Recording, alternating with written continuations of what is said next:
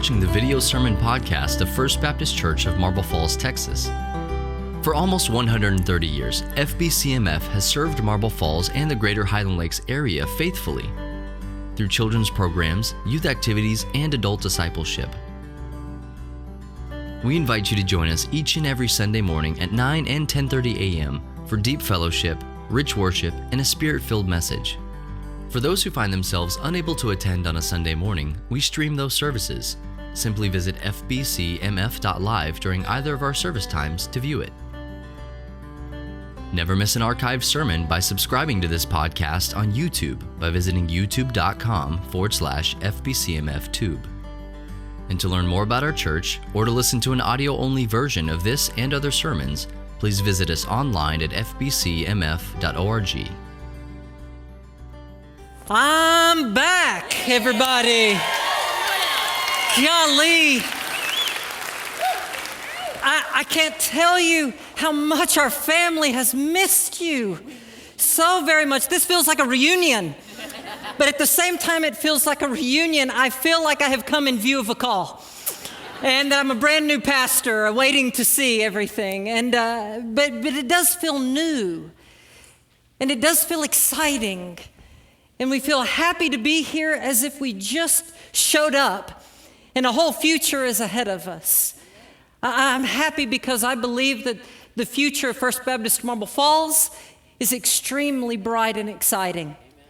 We went all over Europe and in so many wonderful places. And I couldn't help but think when we would get into some of these beautiful communities, what it would be like to live there, and if I were a pastor in some of those places. We would walk through some of the pretty English countryside and into some of those little villages, and I would look and see, and I would wonder, as you probably would too, what would it be like to live here and do ministry and life with all of the people? What would it be like to do ministry in England where it's green all the time and where it's very nice and cool? The day we flew out of London, it was 65 degrees in August, and all of the pretty meadows and the sheep and everything. Here are a couple of pictures, and I wondered, what would it be like to do ministry in a place like this? Show the first one there. Beautiful, beautiful castle in Warwick and in that community. And then what would it be like to do ministry and live there in this pretty place? There's Hannah sitting in a pretty place. And then the next one is one of our favorite places. This is Cornwall on the southern coast. What would it be like if I were a pastor there in Cornwall? And then here are all of the little sheep. Here's a ton of them. And you're just walking and you see these everywhere. What would it be like? Or this, there's a town in Germany called Rothenburg, Germany, where it is Christmas year-round. And the streets are cobblestone, and it's just a beautiful little town. And show the next one. And I thought, what would it be like if I lived here and I was a pastor in this town and this was our home?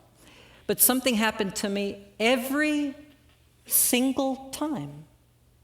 Every time we left one of those places, I would think, you know, it's very, very nice, and I like it, but I think that we live, Megan and Hannah and Tess and myself, we live in the very best place in the world. And I wouldn't trade the Highland Lakes community for any of these other places. Every time I thought that when we came through.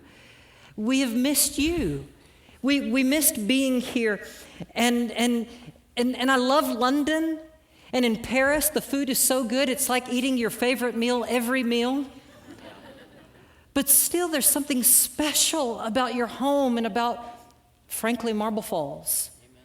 And there's something special about this Highland Lakes community and the way our land is built and the way that our hills come together and the way that we do life and commune and talk to each other.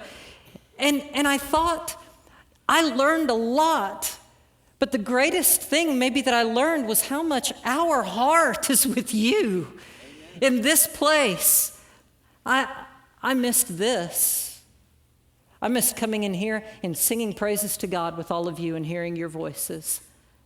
I was listening to you just now, and I stopped singing for a minute, and I just tried to tune my ears in and hear all of you. And And I missed you, and I missed singing praises with you and worshiping with all of you. Our church family, First Baptist Marble Falls, the greatest church family. The way that the Lord has moved in your life, even since we've been gone, in greater ways, it's been inspiring. And so this has been an exciting kind of homecoming as we have come back to all of it. And I believe that when Jesus said that he was going to build his church, that you have been exactly that, the kind of church that Jesus wanted to build. I want to say thank you, and I'm so proud of all of you, church. I'm proud of all of you, and thank you for doing so well. For the past 3 months while I was gone, you not only sustained ministry, but you took it to whole new levels. Deacons and church staff and church leaders and Sunday school teachers, y'all did so well. Superb ministry. You even took care of my house and mowed my huge lawn while I was gone. You did such a good job. All of our neighbors are sad that we came back. The much better job than I've ever done.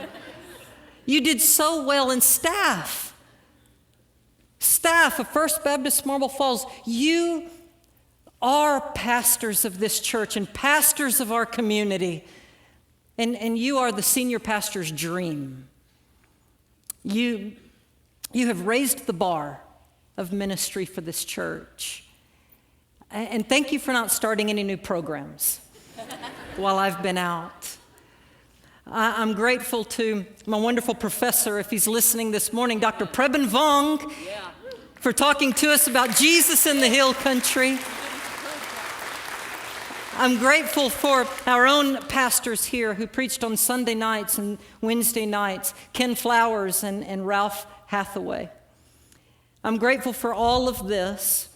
And this morning, y'all have poured into my life, and I am more committed than ever into pouring into yours and helping you grow in your relationship with Christ to understand the Word of God more and to being what God has called all of you to be, to walking alongside of you as you do this. My family are very grateful to be back home. There are a couple of things that I'm excited to share with you this morning, and one is this: sabbatical works. Sabbatical works because it comes from the word Sabbath. And God instilled Sabbath into our hearts, and he gave it to us in his law so that we will not forget it. Sabbath is that amazing way when you come in here to worship on Sunday mornings and you sing together and you hear a message from the Lord. Sabbath is a way that God will give you peace, and he will renew your hearts, and he will help you to face the week that is going to come. Sabbath is healing, and Sabbath is precious. And during this sabbatical time, I experienced Sabbath, and I think that my family did as well. Sabbath, sabbatical works, and it's exciting. There were several things that I needed when I left. I shared with y'all on May 5th that I needed time to spend with my wife, and I needed time to spend with my children so that I could be a little bit better of a husband and a dad. And I needed time to work on my book on evangelism. I also needed this. I needed to see how God was working in Christian communities all over our world, and what God was doing. Places like England as they struggle with Brexit, and places like Germany as they continue to move forward in unique ways, and in Italy. I wanted to see what the Lord was doing in various churches, and we worshiped in all of these places. In London, we worshiped at Hillsong London. We worshiped at Holy Trinity, Brompton. We even worshiped in the beautiful Salisbury Cathedral one night. And when we were here in Jackson Hole, Wyoming, we had a great worship experience too. We really were able to see what God was doing and how he was working in so many great places. We saw that. I also knew that I needed a little bit of a mid-career and a mid-life evaluation of myself so that I could grow and I could be a little bit better tomorrow than I was yesterday. I needed all of that. And I said this before I left, that this sabbatical is something that I don't feel like I deserved, and I don't think that I earned it, but I'm very, very grateful that you gave it to us. And I believe that it did everything that it was supposed to do. Y'all, right now, we feel renewed. I feel renewed. I feel energized. And I am happier than I have ever been to be a pastor of a church.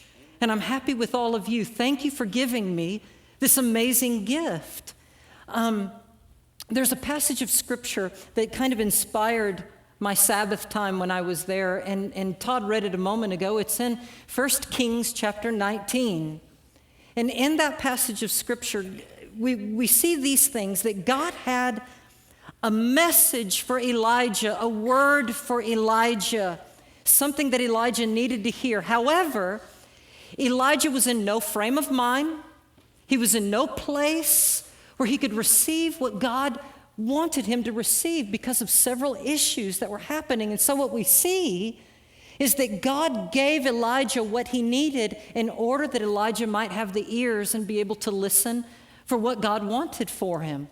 And we see that God provided several of these things as if it were a special Sabbath time for Elijah. We see that Elijah needed a safe place, a place that was a non-anxious kind of context for him. We know that he needed rest, and we also know that he needed nourishment. Now, y'all know why he needed a safe place. I didn't need a safe place, but there may be times in your life when you're struggling to hear from God because of so much anxiety or so many things that are happening, and you need a safe place first to be able to hear a word from the Lord. That was Elijah's situation. He needed a safe place because the horrible Queen Jezebel of the nation of Israel was coming after him and had threatened his life, and she's the kind of queen that certainly will make good on a threat. And she was coming after him and going to kill him. And so in a panic, he fled for his life to try to find safety. Here's what the text says. And Elijah was afraid, and he arose and he ran for his life. He ran for his life, and God had a message for him. But you know what? God isn't going to give Elijah the message when he's running for his life. Sometimes I think God might have a message for us when we're in a very difficult position, but a lot of times he allows us to kind of get through some of that and gives us a little bit of security so that we can relax a little bit. And I'm grateful that what we see in the text is a God who understands timing and a God who understands our needs, and he ministers to us so that we can hear a word from him. I love that. If you were in a community, maybe a big city perhaps that you were not familiar with, you had just gotten out of a movie or done something late at night, and it's dark outside and you're unfamiliar with the area, and you're trying to get to your car, and as you're walking, you turn a corner and a man with a knife jumps out at you and yells, "Give me your money," and you scream and you start running trying to get away from him, and he is chasing you at nighttime as you're running away from him. God is not going to say at that moment, "Hey, beloved, right now we need to talk about something really important." I'm grateful for a God who sees into your heart. He sees into your mind. He knows what we need, and he gives us rest. He gives us a safe place so that we can be in a place where we can receive what the Lord has for us. Geographically, Elijah ran from the north 60 miles down to the south to be in a different place where there's a different government, and the queen can't get him in that kind of place. Y'all know what that's like. Have you ever been so distraught about something in your life, something going on, that it is impossible for you to process new information? You can't focus on the new thing. You can't get it because something else in your life. I bet you have been to church before and you have heard the message, but when you left, you had no idea what was said because something else was happening in your life, and it was demanding so much of your mental and emotional attention that you just didn't have anything hardly to give to anything else. God knows that about us. Thank goodness he knows that. And what we see in Elijah is that he led Elijah to a safe place, a place where he was able to receive his word. And I believe that he also needed the rest. Of course, he had just run 60 miles. I didn't need a safe place, but I sure needed rest. Elijah ran, and what we see is when he got to this place, he just slept and he slept. Somebody said this morning, well, Ross, we're filling everybody up with coffee so they don't fall asleep on your first Sunday back. But I don't mind if you do. If you need the sleep, I'm not offended, and I bet you if you don't snore, nobody else will be offended either. Well, sometimes we need the rest before we can get the message. We need the rest before we can get, isn't that a good word? Amen. The rest before the message. This is what Elijah got. I went to a seminar one time when I was a pastor in Hondo, a spiritual formation seminar, and they were talking about these wonderful things, but this one pastor slept through the whole thing, and he didn't even come to the meetings. He just stayed in his cabin and slept, and in my ignorance, I said to another pastor, "Oh, what a pity. This poor guy missed all of the meetings. He just missed it all. He just lazily slept through all of it. What a pity." And the wise pastor next to me said, "Oh, I disagree, Ross." He said, "What if he's so tired that he couldn't have got anything? What if he needed the rest before he gets the message? What if God wanted him to rest, and the whole reason that he showed up at all was so that he would have a chance to sleep?" That's not bad, is it? We need rest. I needed rest. Sabbath is a way to come in and find rest in your soul. And that's what nourishment is as well. And Elijah needed nourishment. He gets to this place and he's hungry, and God feeds him there. And nourishment for Elijah was literal food, but for all of us it can come in many shapes and forms. It could be a relational intimacy, or a kind word, or an encouraging word. Has anyone ever nourished your soul with an encouraging word? Say, "You're doing a good job, and I love you, you're doing well, I'm proud of you, just keep it up." And it just nourished your soul. Or some moment when you were in need financially and somebody helps, and all of a sudden you just feel nourished because of that. Elijah needed that kind of nourishment, and we all do.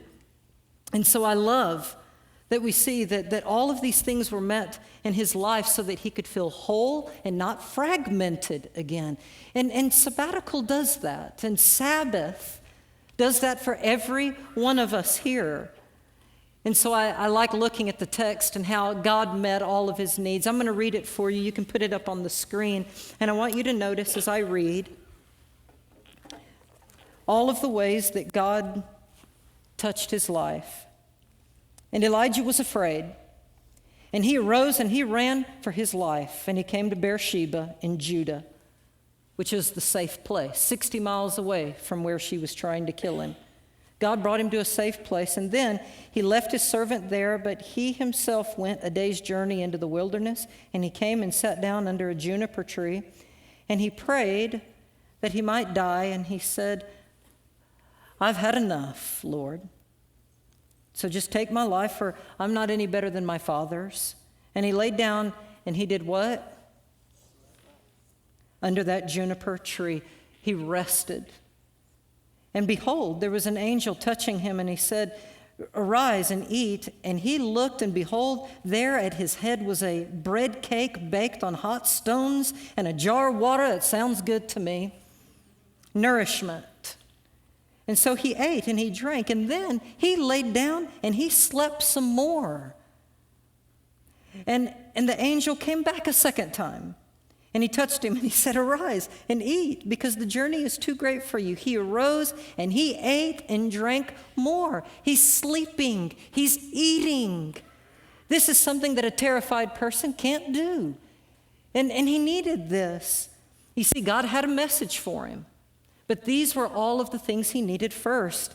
And he needed to be strengthened, because then he went 40 days and 40 nights to Horeb, to the mountain of God. Then he came to a cave and spent the night, and behold, the word of the Lord came to him. During this summer, God provided for me like this. I didn't need a safe place, but I needed rest and I needed nourishment. I needed to think about some things, and I got all of that. It was all that I hoped it would be, and so much more. And so now I get back from all of that, and about a week or so ago, I said, Lord, I feel wonderful. I feel better than I have ever felt. So what is the word that you have for me? Lord, what do you want? Now that I have been nourished and now that we feel good and we're renewed. And I started thinking, what is the message that God has for me? And I believe he gave it. And so I'd like to share it with all of you. It's not earth-shattering, but I'll tell you what it is. I got back and I felt like God said this. Ross, First Baptist Marble Falls needs a new pastor. They need a pastor who walks more closely with the Lord. And they need a pastor who studies Scripture with more discipline and more imagination. And they need a pastor who is able to discern the times that you're living in and able to discern God's opportunistic and blessed moments and how to respond in relevant ways in the middle of your changing and shifting world. And I have seen how our world is certainly changing and shifting, even America, and even here in Texas. An indication that we're living in odd shifting times is that while I was gone, Whataburger sold to a company in Chicago. Nothing makes sense anymore. I felt like the Lord said they need a pastor who is a more wise and humble and courageous pastor to say the things that need to be said, and a spiritual leader in all of these things. After my sabbatical was over and I felt nourished and I felt whole, I felt like the Lord said that our church needed a new pastor. And so, I would like to apply for the job. Amen, you got it. I think I can do it. The pastor that is needed at this moment to go forward to help all of you grow in your relationship with Christ, it is the pastor that I believe God is calling me and helping me to become. I want the job because I believe that God is calling me, calling my family to a greater maturity and a greater depth so that we can help us to move forward. Y'all know this. Sometimes you have to change and grow so that you can be and do what God is calling you to be and do in the future, tomorrow. You cannot always stay the same. And here's an illustration to show exactly what I mean. We hiked all the way across England, from the west coast all the way to the east coast. We walked about 95 miles in 9 days and crossed Hadrian's Wall. It was very, very difficult. I'm not in the best of shape, and it was a tough kind of walk. And at the beginning, for the first 3 days of this walk, my feet were killing me. Our legs were killing us, but it was beautiful. In the first 3 days, it was kind of flat. Here's a picture of the land where we were walking. We kind of sat down. And it's pretty, but don't be fooled by the nice romantic moment. We're holding each other up, man. Our feet and legs were hurting during that moment right there. It was beautiful, but our bodies were struggling. But it was important because there was something coming on day 4, something ahead of us that was much more difficult than what you see in this picture. The first 3 days, as hard as it was, our legs were getting stronger and our feet were getting tougher, and we were changing. And thank goodness we were changing because of what we found on day 4. On day 4 of hiking, you come to something on Hadrian's Wall that are called the crags. And even right now, I say it with a trepidation in my voice. The crags. The crags are massive hills. And here is a picture of some of them. You go from that to this, and you climb that for 3.5 days. And it gets worse than this. Look at the next picture. That's just, you climbing cliffs and going over them. And it got so difficult. Now, y'all, if we had met that on day one, you would have had to fly up there and bring us home. But we had to build up to it and get stronger so that we could accomplish all of that. There was a part of the journey that if we were not strong and if we had not changed, if we had stayed the same, we would not be able to be suited for that moment in the journey that we were on. We had to become different hikers, didn't we? Yeah.